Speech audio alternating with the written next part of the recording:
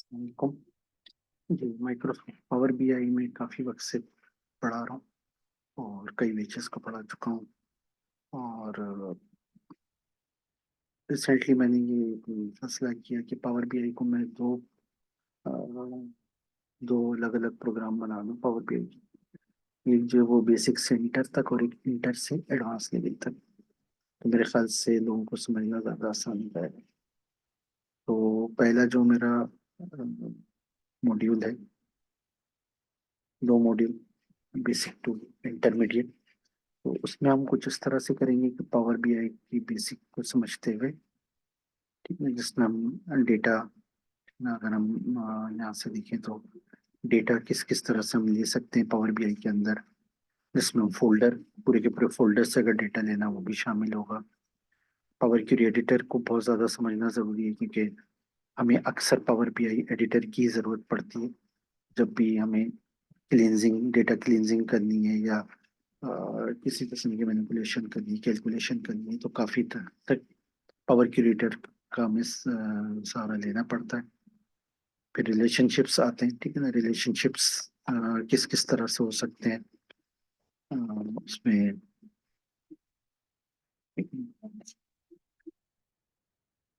और उसके फायदे क्या हैं और वो हम क्यों करते हैं, और उसको प्रैक्टिकली, ये सारा प्रैक्टिकल हैंड्स ऑन ही होगा। ड्रिल थ्रो या हायरार्कीज जो है ये क्या क्या होती है, इसकी बेसिक्स क्या हैं, क्या क्या चीज़ें इसमें की जा सकती हैं। फिर कैलकुलेशंस है, ये ना, कैलकुलेशंस में कैलकुलेटेड कॉलम और मेजर्स, ठीक है ना, ये दोनों डेक्स पर ही बनेंगे ज़ाहिर है। तो डेक्स को अप्लाई करते हुए यहाँ पे एमक्यूरी लैंग्वेज इस्तेमाल होती है अगर हम इसी कैलकुलेशन को पावर क्यूरेटर में करें, वो भी हम देखेंगे। और वैसे हम डेक्स यूज करते हैं, तो कैलकुलेटेड कॉलम और मेजर्स में क्या फ़र्क है, दोनों को हम यूज करेंगे और देखेंगे। और इम्प्लिसिट मेजर और कॉन्टेक्स्ट में क्या फ़र्क है, इम्प्लिसिट मेजर और एक्सप्लिसिट मेजर में क्या फ़र्क है, और मतलब फ़र्क से ज़्यादा है कि इन कॉन्सेप्ट्स को समझना और अप्लाई करना। और डेक्स, जैसा कि बात हुई है कि यहाँ पे भी डेक्स ही यूज होंगे, लेकिन डेक्स को एज अदर इसलिए भी अलग से लिखा गया कि एक तो किसी को ये ना हो कि डेक्स इसमें कवर हो रहे हैं या नहीं हो रहे हैं। और ज़ाहिर है कई डेक्स ऐसे होंगे जो हम वक्तन फवक्तन अप्लाई करते हैं। टाइम इंटेलिजेंस, ठीक है, जब हम टाइम के साथ एनालाइज करना चाहिए होते हैं, तो एक हमें कैलेंडर बनाना पड़ता है। उस कैलेंडर के बाद हम उसके बेस पे हम देख रहे होते हैं कि दिस ईयर और लास्ट ईयर और ईयर टू डेट और इस तरह की जितनी भी एनालिसिस है वो सब हम इस पे कर रहे होते हैं। क्विक मेजर किस तरह से हम पावर बीआई से भी मेजर्स बनवा सकते हैं। और डिफरेंट एस्पेक्ट्स ऑफ कैलकुलेशंस, यकीनन कई डिस्कशंस और कई इस पे डिबेट चलती रहेगी कि कैलकुलेशन किस तरह से जो रिजल्ट दिखा रही है वो किस एस्पेक्ट से दिखा रही है, उसको किस तरह से और चेंज किया जा सकता है। विजुअल्स, ज़ाहिर है हमारी जो रिपोर्ट है उसको विजिबिलिटी के लिए उसको हम फीचर्स, सॉरी, हम मुख्तलिफ विजुअल्स का इस्तेमाल करते हैं, तो बिल्ट इन भी मौजूद होते हैं और रिपोर्ट भी करवाए जा रहे होते हैं, वो भी हम देखेंगे। इंटरेक्शंस, ठीक है ना, हम जब मुख्तलिफ विजुअल्स लेते हैं तो वो तमाम विजुअल्स आपस में इंटरेक्ट करें या ना करें, ये भी हमारे अपने ऊपर होता है। फॉर्मेटिंग एंड ऑप्शंस, ज़ाहिर है कई चीज़ें ऐसे डिस्कस होती रहेंगी। और कस्टमाइज टूल टिप, ठीक है, टूल टिप एक तो बिल्ट इन मौजूद होते हैं, लेकिन कस्टमाइज टूल टिप जो है वो एक बड़ा ज़बरदस्त फीचर है, उसको हम देखेंगे।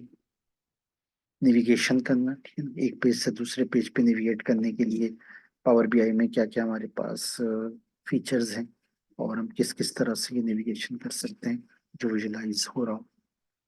स्लाइसर, जब हम मुख्तलिफ पेजेस पे काम कर रहे होते हैं तो उस पे हम किसी स्लाइसर को या नंबर ऑफ स्लाइसर्स को किस तरह से उन मल्टीपल पेजेस पे हम किस तरह से उसको इंटरेक्ट करवा सकते हैं। ग्रुपिंग, ठीक है ना, हम अपने डेटा को समराइज करने के लिए ग्रुपिंग भी कर रहे होते हैं। कंडीशनल फॉर्मेटिंग भी हम यहाँ पे अप्लाई करते हैं, जो कि एक्सेल के लिहाज से भी, एक्सेल लोगों को पता ही होगा।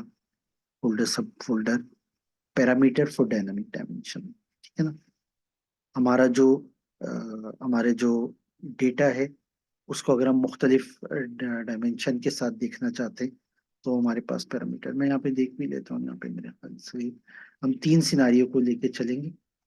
एक पेरोल डेटा होगा, इसमें हम पहले बेसिक पे काम करेंगे, फिर हम दूसरे पे आएंगे ओलंपिक स्टेटस के बेसिक्स पर आएंगे, और फिर हम ट्रेडिंग डेटा ट्रेडिंग सेटअप है इसके बेसिक्स पर आएंगे। पहले हम बेसिक्स का राउंड कंप्लीट करेंगे, उसके बाद फिर हम इंटरमीडिएट इसके इसी सिनारियो के इंटरमीडिएट पर आ जाएंगे, फिर इसी सिनारियो के इंटरमीडिएट पर आ जाएंगे, और फिर इस सिनारियो के इंटरमीडिएट पर आ जाएंगे। तो ये हमारी एक स्ट्रेटेजी होगी जिससे हम मुख्तलिफ सिनारियो पे जब अप्लाई कर रहे होंगे पावर बीआई को, तो हमें ज़्यादा बेहतर तरीके से समझ में आएगा। सिनारियो से हमें बात वैसे भी इसलिए आसानी से समझ में आती है कि सिर्फ तीन सिनारियो होंगे तो हमारा फोकस तीन पर ही होगा।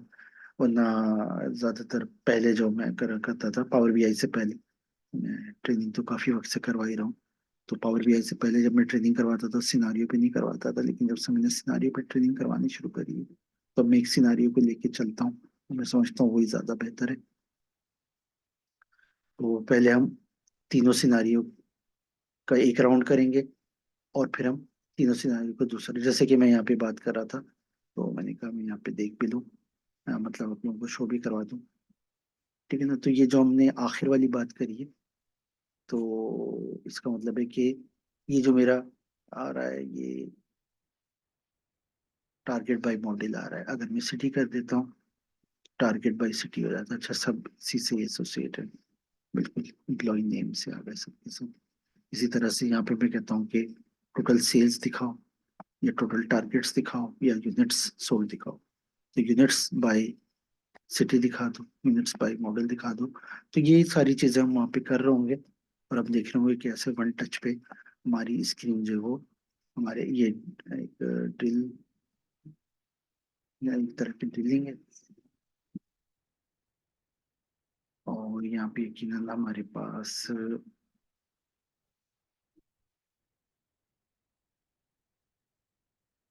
यहाँ पे देखना चाह रहा हूँ कि अगर हमारे पास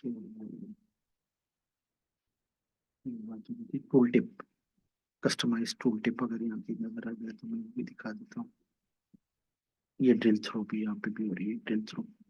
राइट क्लिक करेंगे तो हम इसके ड्रिल थ्रो पे चलाएंगे। मतलब मैंने कहा कि कोयटा, तो अगर कोयटा की मुझे मस्जिद देखना है जो अभी पहले उस पे मैप पे आ रहा था, अब मुझे उसका पूरा डेटा दिखा रहे हैं। लेकिन अगर मैं चेंज कर देता हूँ, अगर मैं कोयटा के बजाय इसको चेंज कर देता हूँ, मैं यहाँ पर आ जाता हूँ पिशावर, और अगर मैं पिशावर उसी डेटा को पिशावर में देखना चाहता हूँ तो वो पिशावर के लिहाज से मुझे बहुत सारा डेटा दिखा रहा है। और कस्टमाइज टूल टिप मेरे ख्याल से मैंने पहले सिनारियो में यूज करे होंगे इतने ज्यादा, क्योंकि एक जमाने में बहुत ज्यादा यूज करने लग गया था। तो मैं अभी इसको क्लोज करके सिनारियो वन या सिनारियो टू इन दोनों को देखता हूँ। सिनारियो टू को देख लेता हूँ।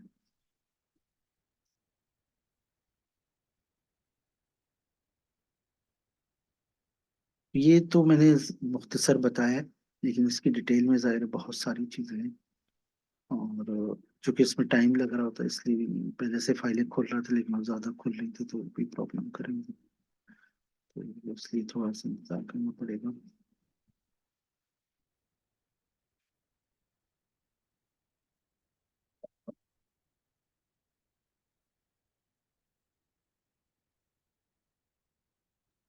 हाँ, यहाँ पे टूल टिप मौजूद है, कस्टमाइज टूल टिप मौजूद है यहाँ पे। ये देखिए नेविगेशन यहाँ से भी हो सकती है।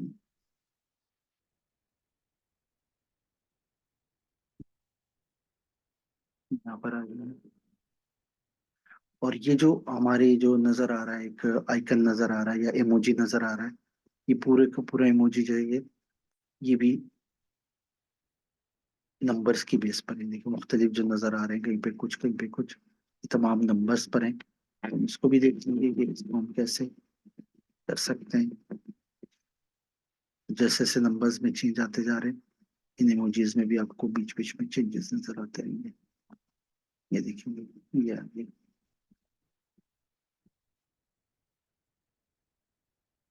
ये आ गया, ये आ गया। अच्छा, ये देखा, ये कस्टमाइज टूल टिप आ गया।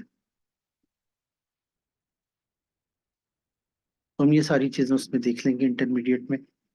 ठीक है, उसके बाद फिर एडवांस हो जाएगा, तो जो लोग इंटरमीडिएट कर लेंगे फिर वो एडवांस के लिए भी देख सकते हैं कि वो एडवांस को सीख लें, एडवांस लेवल पे।